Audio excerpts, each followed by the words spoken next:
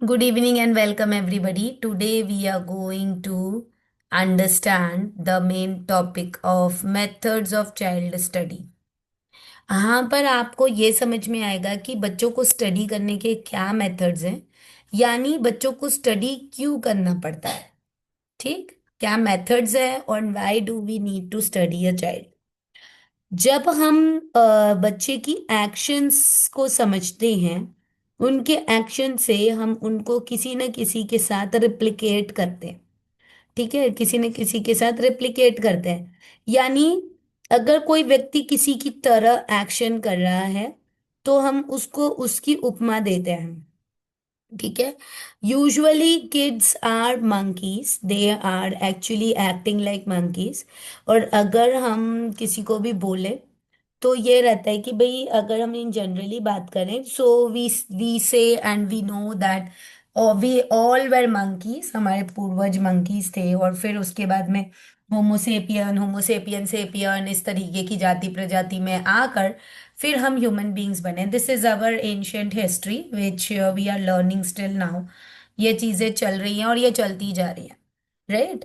But तो इसलिए हमको हमारे अंदर जब छोटा बच्चा होता है ना, उसके अंदर बंदर के पूरे गुण आके दिखते हैं। जैसे जैसे बच्चा बड़ा होता जाता है उसके अंदर ह्यूमन बीइंग की जो क्वालिटीज है वो आ जाती है। सो चार्ल्स डार्विन जो है, उन्होंने द ओरिजिन ऑफ स्पीशीज नाम की बुक में ये लिखा है। उन्होंने एक्चुअली चार्ल्स डार्विन ने थियोरी ऑफ एवोल्यूशन जो है वो इन्वेंट किया था, जिसमें उन्होंने उनकी थ्योरी थी जो उसमें उन्होंने ये बताया था कि एक स्पीशीज जो है, यानी किसी भी चीज की एक जाति दो है जो है, कुछ समय बाद में एक मॉड्यूलर चेंज लेती है। और वो जो मॉड्यूलर चेंज लेती है वहां पे अलग अलग चीजों का इमर्जेंस आता है। It may be the emergence of thought, it may be the emergence of language, it may be the emergence of culture, it may be the emergence of sociality और सोशल बीइंग। ठीक है, social being, sociality या जो भी कुछ है, ये सारी चीजें जो है इसके अंतर्गत आती हैं। Similarly when we talk about the mythological part, यहाँ पर अगर आप देखें तुलसीदास, सूरदास, इन्होंने रामकृष्ण को पोएटिकली डिस्क्राइब करने के लिए, इनके इंटरफियरेंस को, इंटरफेस को, इनकी डिविनिटी को बताने के लिए खुद को रेप्लिकेट किया। ये कहा गया कि तुलसीदास जी वाल्मीकि जी का पुनर्जन्म रहा है और उन्होंने वहाँ वाल्मीकि ऋषि के रूप में जब रामायण लिखी थी, तो इसीलिए तुलसीदास जी ने उनकी रीबर्थ में जो है रामचरितमानस लिखी। और इनके जो चाइल्डहुड एक्शंस थे उसको रेप्लिकेट किया गया वाल्मीकि जी के साथ में, हालांकि वो सेम तो बिल्कुल भी नहीं था, it was totally different. We can not even imagine one sage and the life of Tulsidas. अगर आप लाइफ तुलसीदास की चाइल्डहुड लाइफ और अब तक का पूरा सब कुछ देखेंगे, सो एक सेज के साथ में जो हुआ वो भी उन्हीं के साथ हुआ, but in a different way, right. Says में क्या होता है कि मोह माया जो होती है, जो वो शुरू से ही नहीं होती है, बट ये तो गृहस्थ जीवन में जन्म लिए थे, तो धीरे धीरे इनका परिवार जो है वो अपने आप ही इनसे छूटता चला गया और ये पूरी तरीके से रामचरितमानस और अपने करियर, बेसिकली ये इनका इंटेंशन ये था कि उनका जो करियर था कि भाई वो बुक्स लिखें और अपने रिटर्न एक्शंस को वो करें, तो ये इनका लाइफ का मेन एम और मेन मोटिव था। वहां तक पहुंचाने के लिए इनको बहुत सारे सैक्रिफाइसेस करने पड़े, जो कि एक सेज भी करता है, जो भी एक ऋषि मुनि जो होते हैं वो भी सैक्रिफाइस करते ही हैं। So in short what we are understanding is कि जैसा चाइल्ड का बिहेवियर होता है वैसा उसका मेथडोलॉजी होता है, वैसे उसको जानना और समझना होता है। This was an introduction about what is the method of child study.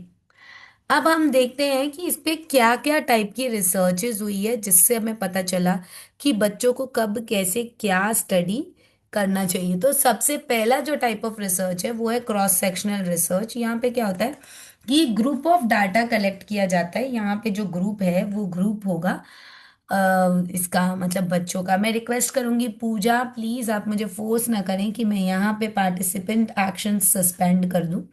Because आप सभी जानते हैं कि ये जो वीडियोस होते हैं ये यूट्यूब पे जाते हैं, तो ये सारी चीजें बिल्कुल अच्छी नहीं लगती है। Right. Yes.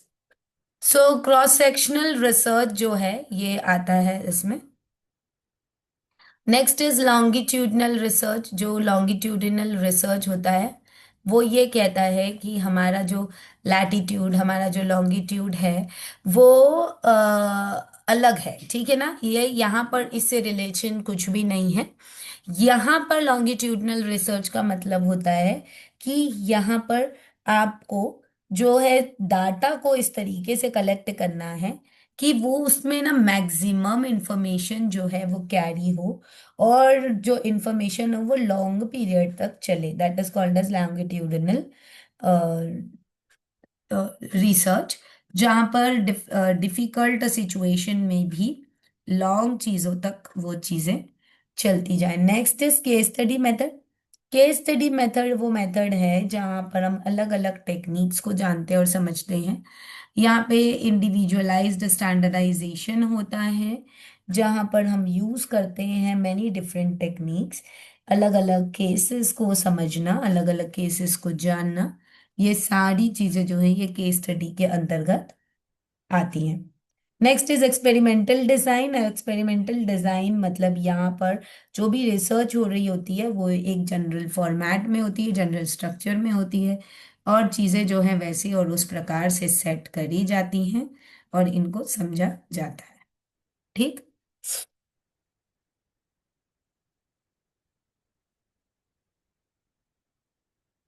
Next, tools and techniques of case study. Case study में क्या टूल्स और क्या टेक्निक्स यूज किए जाते हैं उनको समझते हैं। सिलेक्टिंग अ टूल, क्या टूल सेलेक्ट करना होता है, कैसे ये केस स्टडी बनती है। तो सबसे पहला टूल होता है रिलायबिलिटी।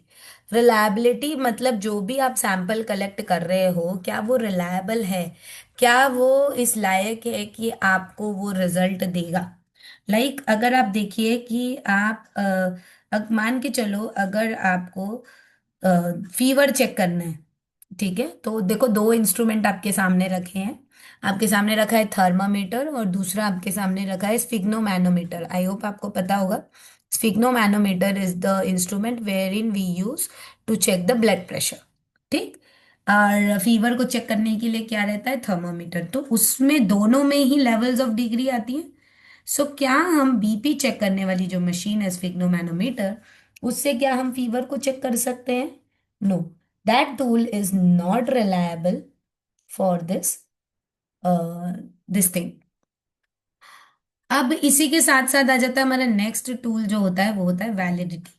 वैलिडिटी का मतलब होता है जो चीज वैलिड हो। ठीक है ना। अब यहाँ पे वैलिडिटी जो है टेस्ट ऑफ इंटेलिजेंस रेफर करती है।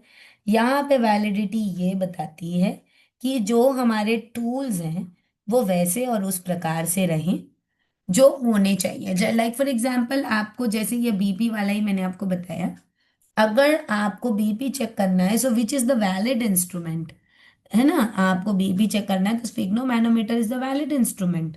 ओके। सो वो वैलिडिटी बताता है कि मतलब कैसे आप इस चीज को रिसर्च करेंगे, तो आपको जो टूल्स यूज करने हैं वो टूल्स प्रॉपर हैं या नहीं है। Next is standardization. मतलब अगर आप किसी चीज को जब चेक चेक कर रहे हो, जज कर रहे हो, तो वहां पर इसकी स्टेबिलिटी जो है वो कैसी रहेगी, क्या एक कंसिस्टेंट मैनर में सेम चीजें आ रही है, एक स्टैंडर्ड डेविएशन आपको मिल रहा है, हर किसी का एक ही सेम या सिमिलर आंसर आना स्टैंडर्डाइजेशन कहलाता है। ठीक है ना। एक स्टैंडर्ड चीज होती है जो उसके अंदर होती है। Like for example 1 metre is equal to 100 centimetre, this is the standard measurement which is given. तो अभी ये पता ही है कि अब हम 1 मीटर को 100 सेंटीमीटर से ही कैलकुलेट करेंगे, उसी के बेसिस पर जब भी ये 1 metre is equal to 100 centimetre वाला कॉन्सेप्ट आया, तो उसी के बेसिस पे मेजरमेंट स्केल्स निकली, उसी के बेसिस पर जो टेलर्स हैं वो मीटर, 2 मीटर, 3 मीटर के कपड़ों को काटते हैं और फिर उसके अनुसार नए अच्छी अच्छी ड्रेसेस बना लेते। किलो वो था 1000 पे क्यों नहीं करते, क्योंकि वो उतना होता ही नहीं है। राइट। तो एक स्टैंडर्ड बन गया है कि ये अगर मीटर में कोई चीज नापनी है तो 1000 होगा, किलोमीटर और किलोग्राम में नापना है तो 1000 होगा, इवन इन किलोलीटर में भी नापना है तो 1000 होगा। ठीक है ना। उसको 100 में क्यों नहीं करते? क्योंकि वो उसका स्टैंडर्ड नहीं है। Right. That is not the standard which is maintain. तो ये चीजें होती है, अगर आपको कुछ भी रिसर्च या कुछ भी चीज करनी है तो उसमें आपको रिलायबिलिटी, वैलिडिटी और स्टैंडर्डाइजेशन, ये तीनों चीज को मैनेज मेंटेन करना जरूरी है। ठीक। अब नेक्स्ट जाते हैं ऑब्जर्वेशन। ऑब्जर्वेशन में क्या चीजें होती हैं? जहां पर हम अर्ली चाइल्डहुड एजुकेशन को समझते हैं, जानते हैं। यहाँ पर observation is the best tool where we understand that the child is doing, and whatever is the behavior of the child, whatever is the purpose of his senses, whatever the child is performing, that is observed directly, and the research is taken into the observation। जो भी research का जो चीज है वो सब observation के अंतर्गत लिया जाता है, and that becomes the sample. And तो इसके लिए आपको सैम्पलिंग की जरूरत पड़ती है। You take some time samplings. यहाँ पर क्या होता है कि बच्चे के बिहेवियर, कब कैसा बिहेवियर रहा, बिहेवियर कैसा चेंज हुआ, ये सब सैम्पलिंग होती है। Next is event sampling. Event sampling का मतलब होता है कि किसी एक अवस्था में जब हम सैंपल लेते हैं, that is event sampling. Next is checklist. Checklist मतलब आप एक प्रॉपर लिस्टिंग करते हो और उसमें सारी चीजें चेक करते हो कि ये चीजें आई हैं, नहीं आई हैं, मिल रही हैं, नहीं मिल रही, सारी चीजें। Okay. Next is specimen description. यहाँ पे होता है कि जो स्पेसिमेन है, इसकी डिस्क्रिप्शन जो होती है ये आपको देखनी है और समझनी होती है। यहाँ पे इसका जो ऑब्जर्वेशन है वो व्यक्ति के यानी सैंपल के प्रेजेंस या नॉन प्रेजेंस के बेसिस पर होता है। ठीक। अब यहाँ पे जो ऑब्जर्वेशन है वो दो टाइप के होते हैं। ये ऑब्जर्वेशन में जाने से पहले आप थोड़ा सा इसको रीड करें, अगर आपको कुछ डाउट हो तो आप पूछें, जब तक मैं इसको स्टॉप कर देती हूँ। So yes, we have seen different types of observations. तो अभी हम देखते हैं क्या ऑब्जर्वेशन के अलग स्ट्रक्चर है, क्या टाइप है, इनके क्या एडवांटेजेस होते हैं और क्या डिसएडवांटेजेस होते हैं। तो सबसे पहला participant and non participant observation. यहाँ पे क्या होता है कि जो ऑब्जर्वर होता है यानी जो रिसर्च कर रहा है, वो बच्चों को ऑब्जर्व करता है, यानी सैंपल यहाँ पे बच्चे ही हैं। ठीक है। तो वो उन्हें ऑब्जर्व करेगा, जो भी इनके चीजें हो रही हैं इनके साथ में, या जो भी इनके एक्शंस हैं उन सबको ऑब्जर्व करेगा और उसको नोट डाउन करेगा। So that is the participant observation. Non participant observation जो होता है वो इंटरैक्शन से होता है, मतलब किसी और से बातचीत करेंगे, जान पहचान रखेंगे। उसमें डायरेक्ट ऑब्जर्वेशन नहीं होता है, किसी के थ्रू जो चीजें होती हैं वो पता चलती हैं और वो उसको रिकॉर्ड करते हैं। अच्छा, ये बच्चा ऐसे करता था, तो अब तो वो उसमें थोड़ी चेंजेस है, लेकिन जो पुराना जो एक्शंस थे उसको भी सामने वाले ने ऑब्जर्व किया। राइट। तो ये सारी चीजें आ जाती हैं। नेक्स्ट आ जाता है structured and unstructured observation. Structured observation जो है एक प्रॉपर प्लान्ड ऑब्जर्वेशन होता है, कि मतलब आपकी पूरी प्लानिंग रहती है कि आज मैं इस चीज को ऑब्जर्व करूंगी, उसकी प्रॉपर लिस्ट बनती है, नोट डाउन किया जाता है और सारी चीजें होंगी। नेक्स्ट आ जाएगा ये अनस्ट्रक्चर्ड ऑब्जर्वेशन। अनस्ट्रक्चर्ड ऑब्जर्वेशन जो होता है, यहाँ पर है ना आपका कुछ प्लानिंग नहीं रहता, अचानक कोई चीज ऐसी घटित हो जाती है, and then you write it somewhere and then maintain the record. तो ये होता है अनस्ट्रक्चर्ड ऑब्जर्वेशन, जिसको आपने प्लान आउट नहीं किया और अचानक से कुछ चीजें जो हैं वो हो गई। ठीक। ऑब्जर्वेशन जो है बच्चे की होलिस्टिक डेवलपमेंट और उसके ओवरऑल बिहेवियर को मैनेज और मेंटेन करने के लिए काफी हेल्पफुल होता है। तो अभी हम देखेंगे कि इसकी क्या बेसिक एडवांटेजेस है ऑब्जर्वेशन मेथड के। तो सबसे पहले तो ये एक डायरेक्ट इंफॉर्मेशन प्रोवाइड करता है, व्यक्ति के बिहेवियर को समझने में हेल्प करता है। सिचुएशन में रियल है या नहीं है इसको जानने के लिए इसमें डाटा जब आप गैदर करते हो तो आप ऑब्जर्वेशन से ही गैदर करते हो, फिर आप उसको रेक्टिफाई करते हो विद द रिसर्च मेथड। और दूसरा जो है कि अगर आप ऑब्जर्व करोगे तो आप लेबोरेटरी मेथड से पहले का जो छोटा सा रिसर्च मेथड है, आपको टॉपिक सिलेक्ट करना, हाइपोथेसिस बनाना, इन सारी चीजों में ऑब्जर्वेशन मेथड जो है काफी यूजफुल होता है। तो ये एक होलिस्टिक पर्सपेक्टिव है, बट यही है कि ये काफी ज्यादा टाइम कंज्यूमिंग होता है और काफी ज्यादा एक्सपेंसिव होता है, ये इसके डिसएडवांटेज हैं। और आपके परसेप्शन, मतलब जो रिसर्च कर रहा है ना, उसकी जो थिंकिंग है, उसकी जो मेंटालिटी है, उसका जो वे ऑफ प्रिवेंशन है, वे ऑफ परसेप्शन है, किस चीज को वो कैसे धारण करता है, उस अनुसार वो अपनी रिसर्च को करता है। इन्वेस्टिगेटर जो है उसका पूरा कंट्रोल होता है पूरी सिचुएशन पे, उसके बिहेवियर्स जो है पूरी तरीके से टिपिकल होते हैं या टिपिकल नहीं भी होते। रिजल्ट जो है वो चेंज हो सकते हैं। जो ऑब्जर्वर है वो प्रॉपर बिहेवियर्स को अंडरस्टैंड करता है। Next, factors to be kept in mind during observing, ये पूरा नोट दिया हुआ है, आप लोग इसको रीड आउट कर लीजिएगा। नेक्स्ट जो मेथड होता है चाइल्ड स्टडी करने का वो होता है इंटरव्यू। इंटरव्यू, जैसे कि हमने पहले भी इंटरव्यू स्किल्स पर सेशन रखे हैं, अगर आप थोड़ा समय मिले तो आप हमारे उस वीडियो को भी देखिएगा। इंटरव्यू क्या होता है, इंटरव्यूई कौन होता है, इंटरव्यूअर कौन होता है, क्यों इंटरव्यू लिया जाता है और इंटरव्यू लेने के लिए क्या क्या चीजें इंपॉर्टेंट होती हैं। आप हमारे शॉर्ट वीडियोस भी देख सकते हैं जिसमें आपको इसके बारे में पूरा मेथड और पूरा इन्फॉर्मेशन मिल जाएगा। तो बेसिकली हम टाइप्स ऑफ इंटरव्यू में जाते हैं। तो स्ट्रक्चर्ड इंटरव्यू होता है, सेमी स्ट्रक्चर्ड और अनस्ट्रक्चर्ड। स्ट्रक्चर्ड इंटरव्यू एक प्लान्ड इंटरव्यू होता है, अनस्ट्रक्चर्ड इंटरव्यू कोई प्लान नहीं होता, जनरल एक इन्फॉर्मेशन डिस्कस की जाती है, पता चल जाता है और ठीक है, फिर उनको ऐसा लगता है जानकारी मिल जाती है, अननोन टू होते हैं कभी कभी, तो जॉब पे रख लिया जाता है, तो वो अनस्ट्रक्चर्ड होता है।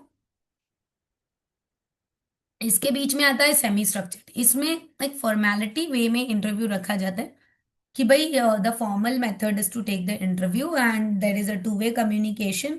बट वहां पे अनस्ट्रक्चर्ड इन्वॉल्वमेंट भी होता है, स्ट्रक्चर्ड सेटअप भी होता है। So it that is why it is called as a semi structured type of interview. Interview के बेसिक एडवांटेज ये होते हैं कि वन टू वन इंटरेक्शन होता है, फेस टू फेस सारी चीजें होती है, तो क्लियर होता है। क्वेश्चंस और जो वर्ड्स होते हैं ये रिपीट करे और करवाए जा सकते हैं। इंटरव्यूअर और इंटरव्यूई जो है अपने स्पेस के अनुसार एक दूसरे से कन्वर्स कर सकते हैं, और अगर कहीं कुछ डाउट हो तो वो डाउट तुरंत क्लियर किया जा सकता है। और ये जो है बेसिकली इलिटरेट पर्सन के लिए ये काफी इज एक्सेस पर रहता है। जो लोग मतलब अंडरस्टैंडेबल हैं उनके लिए ऑनलाइन इंटरव्यू सेशंस भी किए जा सकते हैं, लेकिन जिन लोगों को आइडिया नहीं है उन लोगों के लिए बेसिकली ये वाला जो ऑफलाइन वाला जो इंटरव्यू सेटअप और ऑर्गेनाइजेशन है ये बहुत ज़्यादा हेल्पफुल होता है। अब इसके डिसएडवांटेज बेसिकली क्या होता है कि फेस टू फेस में कई बार अनकंफर्टेबल लोग फील करते हैं, और इसके साथ साथ में कई बार कॉन्शियस भी फील करते हैं। बस यही इसके डिसएडवांटेज होते हैं। बाकी तो इंटरव्यू तो वो जो फेस टू फेस इंटरव्यू होता है ये कॉन्फिडेंट ही बनाता है। इंटरव्यू लेते वक्त क्या क्या फैक्टर्स को ध्यान में रखना चाहिए ये चीजें यहाँ पर दी गई हैं। नेक्स्ट जाता है क्वेश्चनर। क्वेश्चनर मतलब ये सेट ऑफ क्वेश्चंस होते हैं। क्या क्या सेट ऑफ क्वेश्चंस होते हैं इंटरव्यू के दौरान, ये हमने उसमें भी देख लिया था। Close ended question and open ended question. Close ended question वो होते हैं जिसका आंसर काफी छोटा होता है और रियल आंसर होता है, उसमें कोई अपना परसेप्शन, अपनी थिंकिंग, अपनी मेथोडोलॉजी या कुछ भी ऐड नहीं कर सकता। Like, where does the sun rises from? The sun rises from the east. This is a factual question and nobody can change this, और एक स्टेटमेंट के बाद वो खत्म हो जाएगा, उसके बाद इंटरव्यूअर को नेक्स्ट क्वेश्चन पूछना ही पड़ेगा। ठीक। But when it talk about open ended question, this is a long term question, और ये जितना चाहो सब्जेक्टिव, जितना चाहो डिस्क्रिप्टिव हो सकता है। व्यक्ति अपने परसेप्शन को, व्यक्ति अपने मैनेजमेंट को, व्यक्ति अपनी थिंकिंग स्किल्स को इन्वॉल्व करके इसको आंसर करता है। इंटरव्यूअर कई बार ओपन एंडेड क्वेश्चन से एन नंबर ऑफ क्वेश्चंस आपसे रिलेटेड क्वेश्चंस को बना लेते हैं, फ्रेम कर लेते हैं। अब क्वेश्चन आयर क्या होता है, कई बार बहुत सारा क्वेश्चंस का सेट करो तो ये टाइम कंज्यूमिंग हो जाता है। इंटरव्यू लेने से पहले आपको रिसर्च करना पड़ेगा, आपको उन सब्जेक्ट रिलेटेड क्वेश्चंस को फ्रेम आउट करना पड़ेगा, डाटा को यील्ड आउट करना पड़ेगा और सारी चीजों को अंडरस्टैंड करना पड़ेगा। Next is disadvantage. जो हमारा डिसएडवांटेज है वो वैसा हो कि लेवल ऑफ अंडरस्टैंडिंग जो है वो क्लियर हो रहे। जैसे कि क्वेश्चन आर जो है ये सिर्फ लिटरेट पर्सन के लिए ही रहेगा, जो इलिटरेट पर्सन है वो क्वेश्चन आर से क्वेश्चन पूछने का उनके लिए कोई सेंस नहीं है। फॉलो अप क्वेश्चंस आप पूछ नहीं सकते हैं। और इसके साथ साथ में लो रिटर्न एस्पेक्ट जो है, जो रेस्पोंडेंट को रिटर्न दे सके प्रॉपरली, वो चीज़ इसमें मिस आउट होती है। और रेस्पोंडेंट सही आंसर दे रहा है कि नहीं दे रहा है वो चेक करने का बिल्कुल भी तो समय नहीं होता है। यहाँ पे भी कुछ फैक्टर्स है जिन पे ध्यान रखना चाहिए। ये this is very very important, आप लोग प्लीज इसको नोट डाउन कर लीजिए, इस पे क्वेश्चन जरूर आता है। Differentiate between question our and interview. और इसके अलावा इसमें क्वेश्चन इसके बेसिस पर भी आता है कि आपको इसमें एक शॉर्ट नोट लिखना है, जैसे write short note on interview, short note on question hour. So this point is very very important and this is usually asked 3 से 4 बार तो ये पूछा ही जा चुका है। अब ये art as a form of communication, this will be doing it tomorrow. I would request you to go through this, and if you have any doubts, you can ask.